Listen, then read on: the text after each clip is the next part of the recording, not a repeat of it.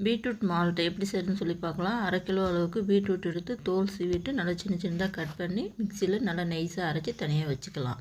நான் 1/2 kilo பீட்ரூட்டுக்கு 100 gram வேர்க்கடலை எடுத்திருக்கேன். வேர்க்கடலை அதிலே ஒரு 50 கிராம் அளவுக்கு பாதாம் எடுத்துக்கலாம். வாசனைக்காக ஒரு 10 ஏலக்காய். வேர்க்கடலையே மிதமான தீயில் வச்சு நல்லா வறுபட்ட பிறகு அடுத்தது எடுத்து வச்சுருக்கிற பாதாம் அதிலே போட்டு நல்லா வறுத்துக்கலாம். ஏலக்காவும் இதிலே போட்டுக்கலாம். அப்போ தான் மிக்சியில் அரைக்கிறப்ப நல்லா நைஸாக இருக்கும். அதே மாதிரி 50 கிராம் அளவுக்கு முந்திரி சேர்த்துக்கலாம். எல்லாத்தையும் நல்லா வறுத்துட்டு வேர்க்கடலில் இருக்கிற தோலை நீக்கிட்டு அதையும் நைஸாக அரைச்சி தனியாக வச்சுக்கணும்.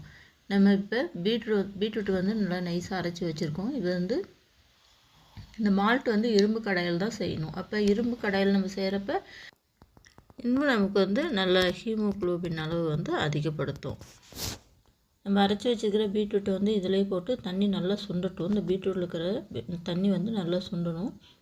நல்லா ஹை ஃப்ளேமில் வச்சு இது செய்யலாம். அப்போ தான் வந்து சீக்கிரமாக தண்ணி சுண்டி பாருங்கள். ஒரு 90% வந்து தண்ணி நல்லா சுண்டிடுச்சு. இப்போ வந்து 1/2 கிலோ பீட்ரூட்டுக்கு 1/2 கிலோ நாட்டு சர்க்கரை எடுத்திருக்கேன் நான்.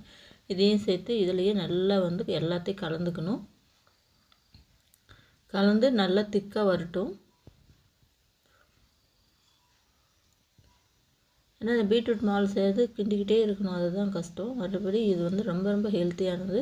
இது வந்து என்னுடைய பர்சனல் ஒப்பீனியன்.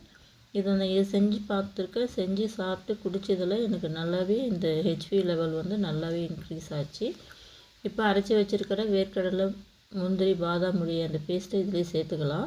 பவுட்ரு மாதிரி வேணாலும் நம்ம அரைச்சிக்கலாம். நான் வந்து இப்போ வேர்க்கடலை வந்து கொஞ்சம் அதிகமாக போட்டதுனால கொஞ்சம் திக்காக வந்திருக்கு. இதை அப்படியே போட்டு நல்லா நல்லா கிளறி விட்டுக்கிட்டே இருக்கணும்.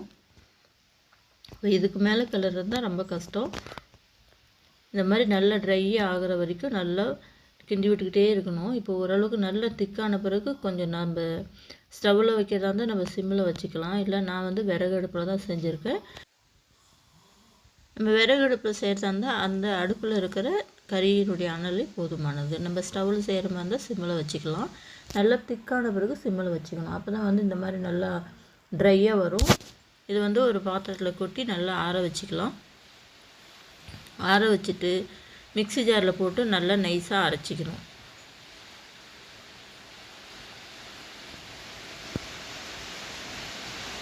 அரைச்சி எடுத்தால் பீட்ரூட் மால்ட்டு ரெடி.